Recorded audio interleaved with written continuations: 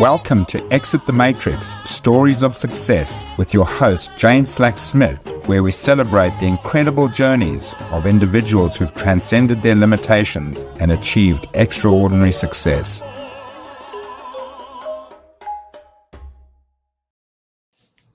Hello, I am your host, Jane Slack-Smith, and welcome to another inspiring episode of Exit the Matrix.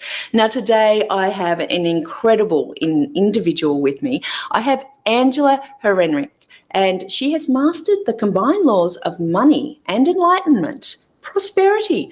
She has a rare wisdom combination gifted to her off the back of 30 plus years of being a master spiritual teacher and 18 years in her own Vancouver-based accounting firm. So what an incredible package that is. Now, look, she has done so many things, and we will get into that a bit later. She's an international speaker. She's shared the stages with people like Joe Dispenza, with our own Olivia Newton-John. She did, in actually fact, live in Australia at one stage, which is kind of exciting. She's worked with Bishop Desmond Tutu. She's worked with the Dalai Lama. She's worked with the King of Mongolia. It's like nothing this woman has not done. But we are so very, very fortunate to have her here with us today. Hello, Angela. Hello, Jane, and thank you for such a beautiful introduction. I'm really, really pleased to be here. Thank you. Now, I understand you're in Costa Rica at the moment. That's a bit of a change from Australia and Vancouver. Yes.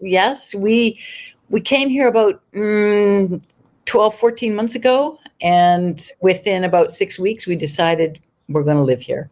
So, and within about 3 months of that, we bought property and we've begun to build. And I mean, there was an ending of my time. I was 15 years in Australia, and I just got the messaging, you're done here, Ange. It's time to move on. So I'm a very obedient student, and I just went, okay. And my husband, you know, his parents had passed away, so he was available to move. So yeah, now we're in Costa Rica, and it's hot, man. From Queensland to Costa Rica, it's not that big a deal, but just less kangaroos. Less kangaroos? No kangaroos, zero kangaroos, but monkeys. They got these howler monkeys that are just fantastic. Oh my gosh. Well, you've given me goosebumps already, listening to the messages and taking action, which is more important. But I'd love to ask you a few questions about going way back in time for people who are listening and are sitting there going, you know, I'm sitting here in my life and up and just running off to Costa Rica or taking life by, you know, a grip in my hands and pursuing what I want to do. You know, it's not always easy. So if I take you back to a point earlier in your life before you had this, you know, real intuitive type of inspiration that you were following and the way that you manifest that in your world today, can you take me to that time and tell me a little bit about it? Well, to be truthful, I would say I was about 11 years old when I had this kind of shift in consciousness.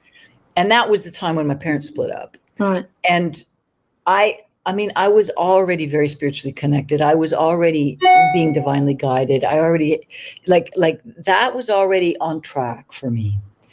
What I struggled with was my humanness. Mm.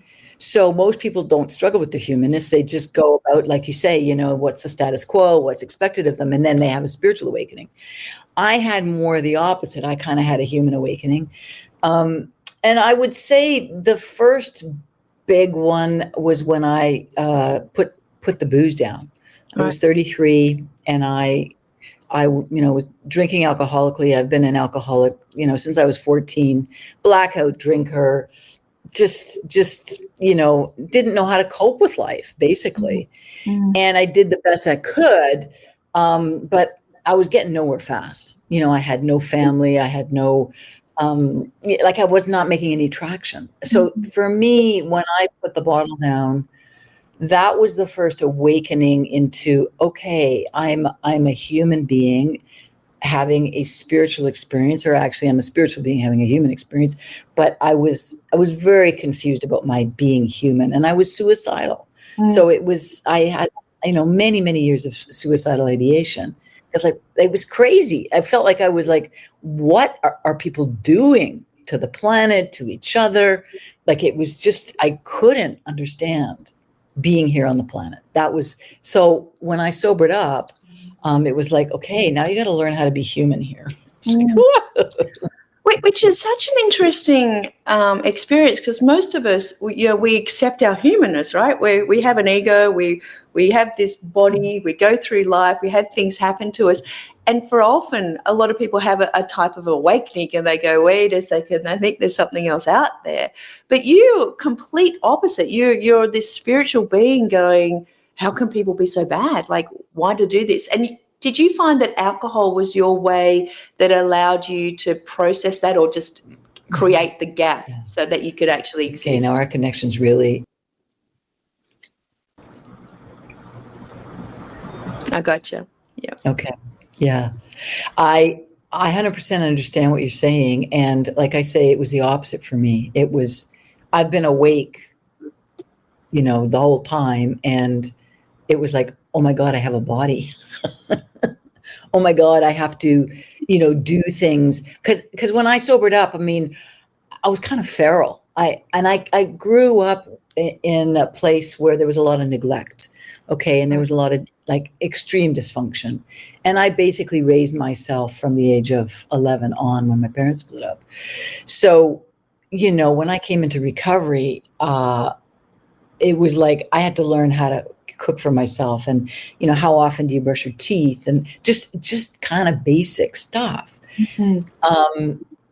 So for me, I've always had a clear channel, and I've always had energy coming through, and I've always talked upstairs. I call it upstairs, So it's been integrating that. It's been integrating that for me. That's been the awakening, and that continues to be the awakening for me.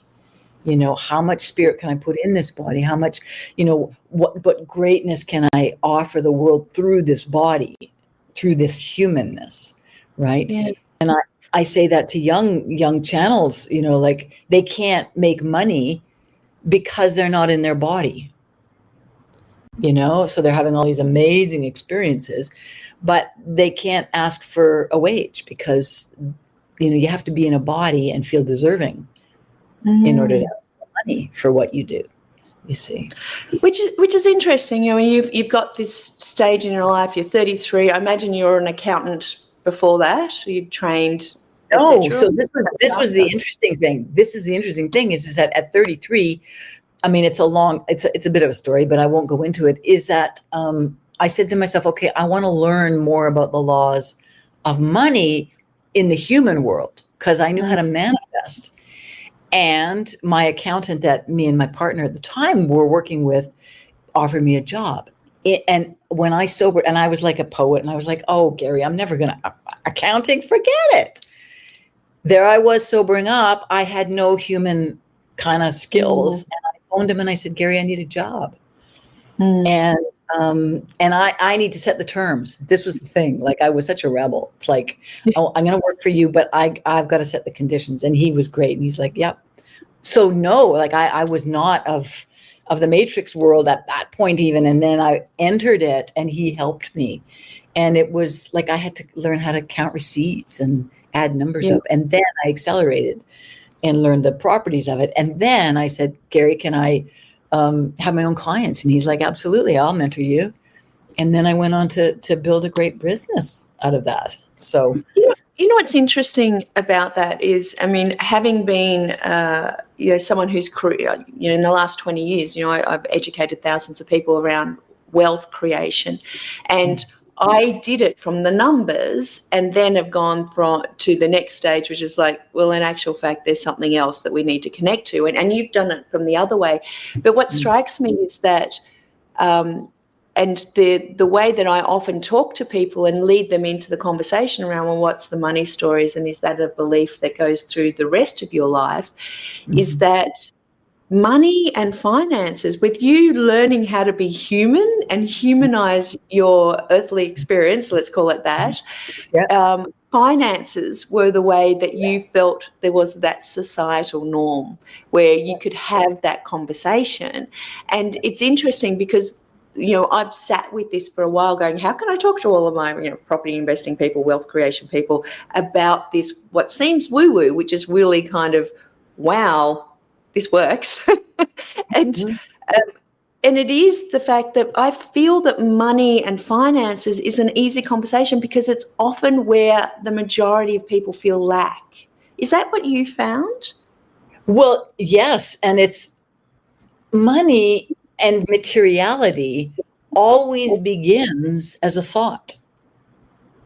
You see, it always begins before the materiality. Like you have a wish, you have a desire, you have a thought, you put it into your mind, and then the universe will bring it to you on the third dimension in the human realm, right? So whatever you want, you've heard this 1,000 times. It starts though in the mind. It doesn't start on the human plane, right? You don't even need to know these laws for that to exist. Yeah, exactly. Right?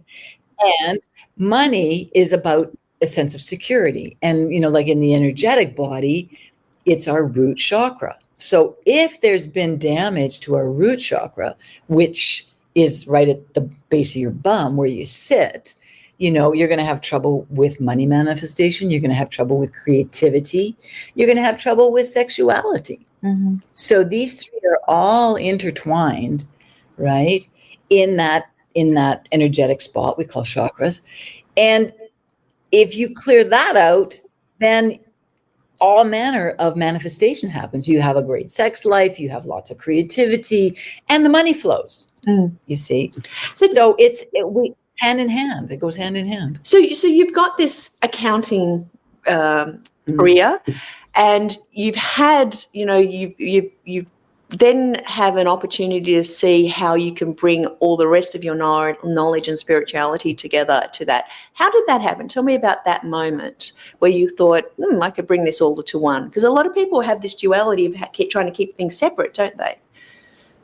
Yeah, well, and I mean, Michael Gerber's book at the time, I can't remember what it's called now, but it was very influential because he said, whatever your business is, it's not really what it is you're selling. Like, what are you really selling? And I was really selling love, and I was really selling education.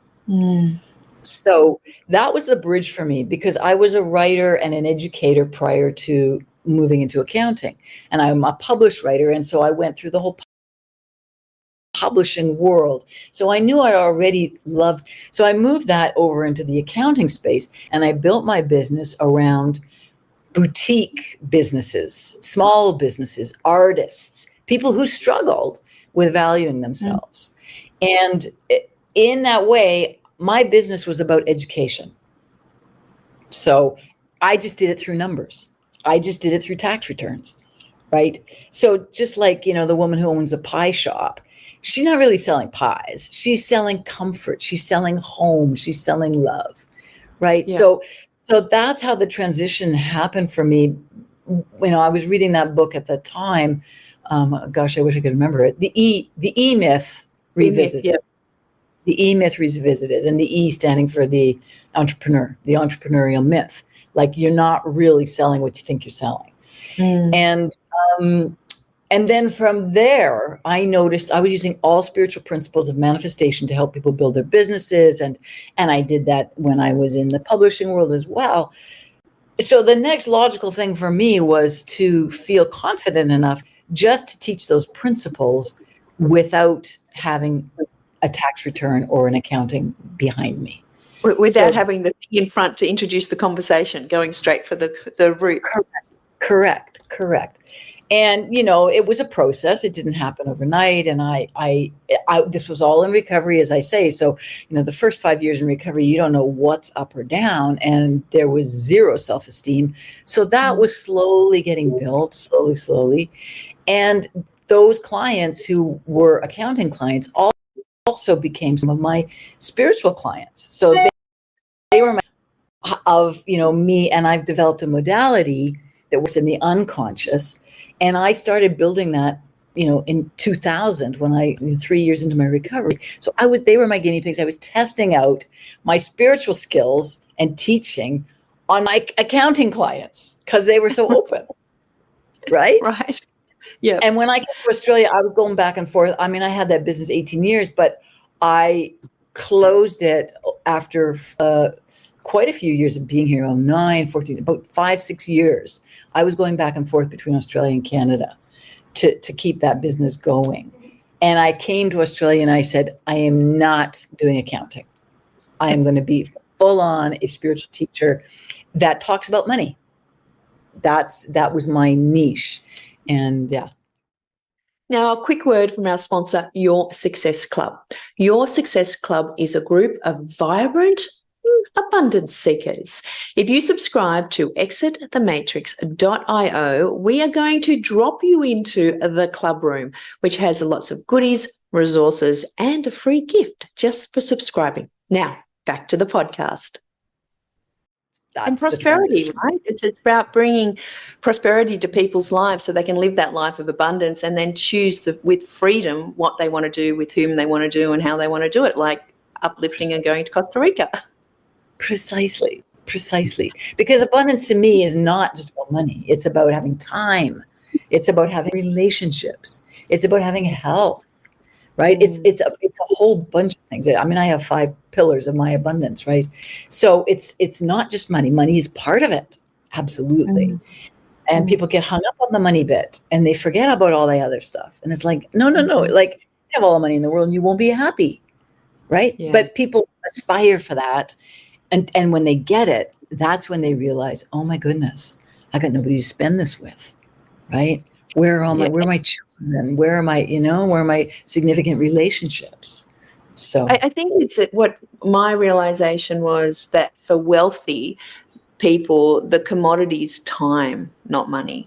They realize, as a young person, you're exchanging your time for money. And as you get older and wealthier, you're exchanging, money for time. And your value for money.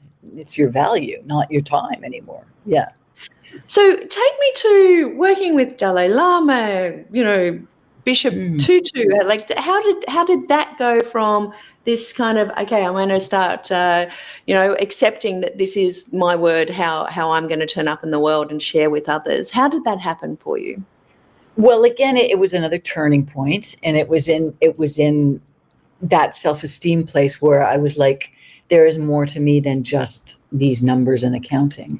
And I was known in Vancouver as, I was the president of a Buddhist association. And I was very, very active in the Vancouver spirituality scene, if you will. And this is like in the late 90s, early 2000s. And the first person that I also did tour coordination. So there was a nun that came from India to Canada to do some fundraising, and I did her tour in Canada to help her fundraise. And people watched that and saw that, and we raised, I don't even remember, like maybe $50,000 for her over a course of 4 or 5 days. And there was one person in particular who I introduced her to, and from there, he was the one who brought the Dalai Lama to Vancouver. So he invited His Holiness to Vancouver for a 5-day event. And he just, he knew me, and he just said, do you want to coordinate the spiritual teaching of His Holiness? Right. And we're talking big. We're talking 25,000 people. We're talking $250,000. So that was the entree in at that point. And Bishop Desmond Tutu was part of that. So there were 3 Nobel laureates. There was Bishop Tutu, His Holiness, and a woman named Shirin Ebadi, who had just that year won the Nobel Peace Prize. She was a judge that was imprisoned in Iran for her liberal views. And she had been, then she was under house arrest, and then she was exiled. So she was there, and there was Joanne Archibald, who was a First Nations elder, and then a Jewish rabbi, an elder. So I was hanging out with them for 5 days. His Holiness and Bishop Tutu did a conversation together, which I also coordinated. So it was a public talk, and they talked about the compassion of the heart. And again, it was a stadium of 25,000 people and all the logistics that go into that. And I mean, beautiful, funny stories. And just there was just one little quick story. So His Holiness and Bishop Tutu are in the green room together, and His Holiness had already been pinned for the mic, the on mic, and they were all chatting and just yucking it up and everything. And just the words came out of Bishop Tutu's mouth was, "I want to be like him." And I looked at him and I'm like, yeah, we all want to be like him. Like, give me some context, please. And he wanted his mic. Just something simple like that. I want his. We wanted a mic as well, but we're like, yeah we want to be like him. I want to be like him too. Like, I want to be like him, and I'm like, yeah, okay. And then, just on the mundane level, okay, you want to be mic'd up. Just all the tiny little stories in hanging out with these multiple luminaries. They're holding such wisdom. And then from there, the United Nations came on board. They asked me to coordinate a spirituality and sustainability teaching, roundtable for the United Nations came to Vancouver for a World Urban Forum. So because I did this and I was asked to do that, and then I was invited to India to be part of an international delegation of spiritual leaders. So by this time, I'm getting known as a spiritual leader and adept in Vancouver, and it all started with saying yes, right? Saying yes to the opportunity and meditating, right? Like 1994 was the first time. I'm going to wing it back to prosperity. I was doing meditations on prosperity, and I said to my divine, I was sitting there. It's like, show me the money. And I asked the question, so you're telling me that if I meditate, you're going to pay my rent? And the voice came back and said, yes, Angela, yes. And I was precisely because I was working like a Dickens. Like I was a sales rep at the time. And it was like, I can't manufacture more time. How can I want to make more money, but I don't have any more time. And then I was introduced to using spiritual principles of calling in energies that are greater than me to pave the road. I don't have to do it with my humanness. It's my humanness. We might have to ask you to share your prosperity meditations with us. Well, that's my gift to people. Whoever hears this, those are the meditations that I did in 1994. Yes, and I have. So there's 40 days worth, and there are 10 meditations that you repeat 4 times. So it goes deeper and deeper. Perfect. Each time. Yeah. Just a interesting aside. It's there was a quote I came across from Bishop Desmond Tutu that really alerted me to the fact that teaching people about wealth creation was missing the main conversation. And he said something similar to this, which was, I got tired of pulling drowning people out of the river, so I went upstream and stopped them jumping in. And I think it is those unconscious beliefs around money and unconscious beliefs around prosperity that do hold people back, is what I'm hearing from you. 100%.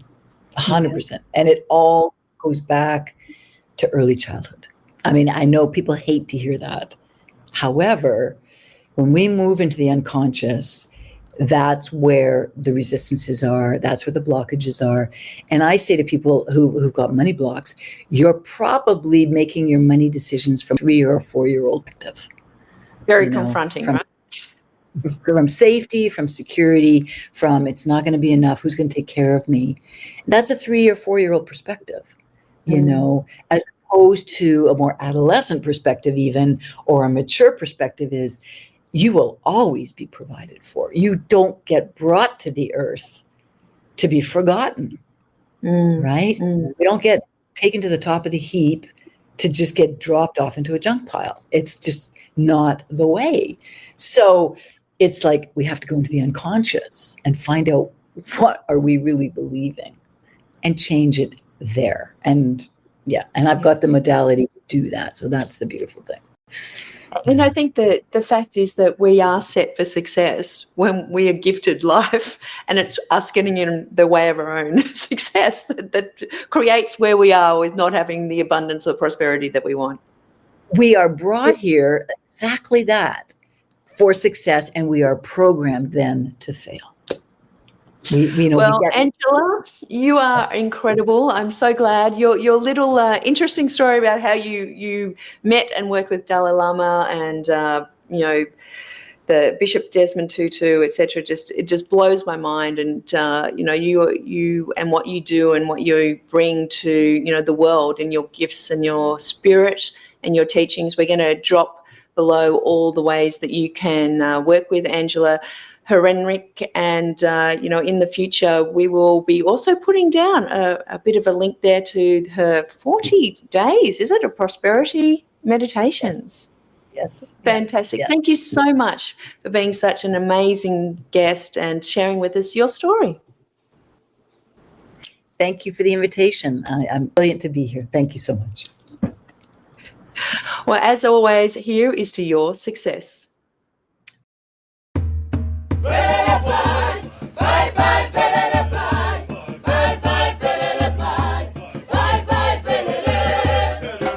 Thank you for listening to Exit the Matrix, Stories of Success. Make sure you subscribe to future episodes at www.exitthematrix.io. Until next time, here's to your success.